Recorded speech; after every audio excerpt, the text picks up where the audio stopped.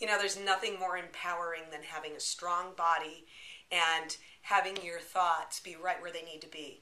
So we have one more little thing that we're going to go over today. This is actually a series of moves.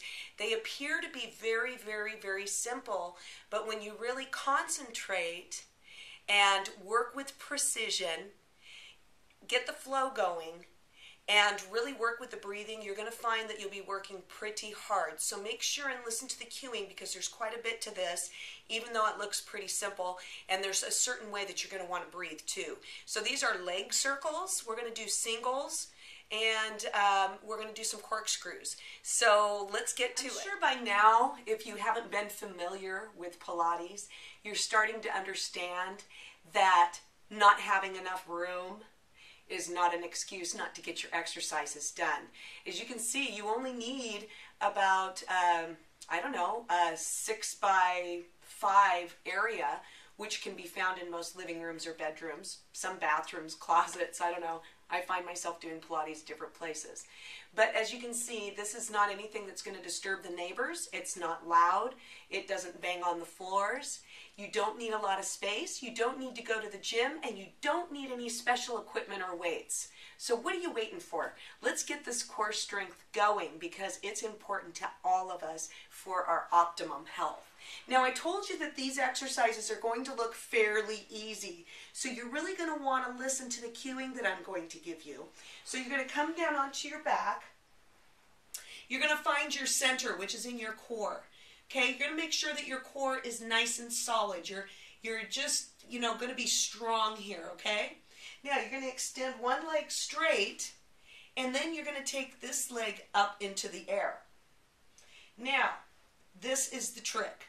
We're going to make small circles with this leg, but the trick is that our hips are going to stay stationary, and our hip bones are going to look at the ceiling the whole time. So there's not going to be any rocking, and there's not going to be help for this leg.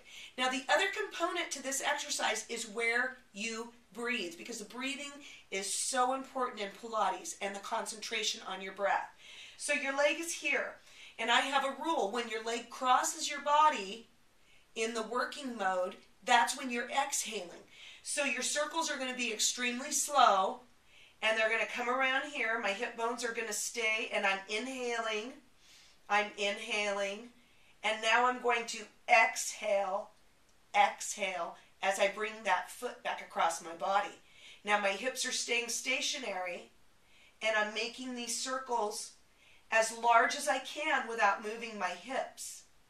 When you first start this, your circles are going to be small.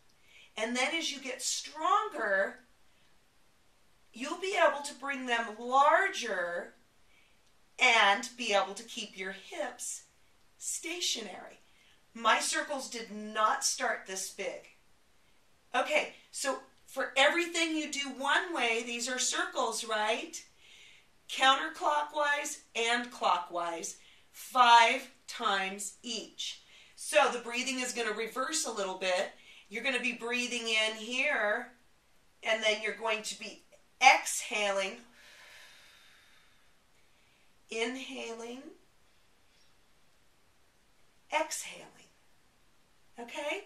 So that's 5 counterclockwise, 5 clockwise on each one of your legs. So you're going to have this side to do as well, but I really don't need to demonstrate that. Concentrate on your breathing in your center, work slow with precision, and focus on your balance, and you'll do fabulous. Now the last one that we're going to do today is kind of like that, and it can be done in 2 positions. Now, both legs are going to be together, and it's the same idea. Small circles without rocking your hips. And with both legs, it's a little bit more of a challenge. So feel free to come here and do your corkscrews from this position. Make sure that your knees move from side to side,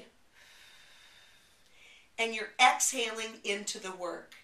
And remember, anything that you do clockwise has to go around counterclockwise as well. So don't forget to go that way. So just remember to move slow in all of your movements. Remember to center, use your control, flow through the movements, balance, and use your breathing. And we will have some more exercises to add to these next week. But one thing about Pilates that's very positive and fun is that you don't have to take a break. You can do 10 to 20 minutes a day of Pilates, and it will make you realize a stronger core in no time at all. So until next time, thanks for visiting us here at Health Pulse Magazine. We'll be back with another core strength issue next week with new exercises that you can do in addition to the exercises that I showed you here today. So until we talk next time, take very, very good care of yourself.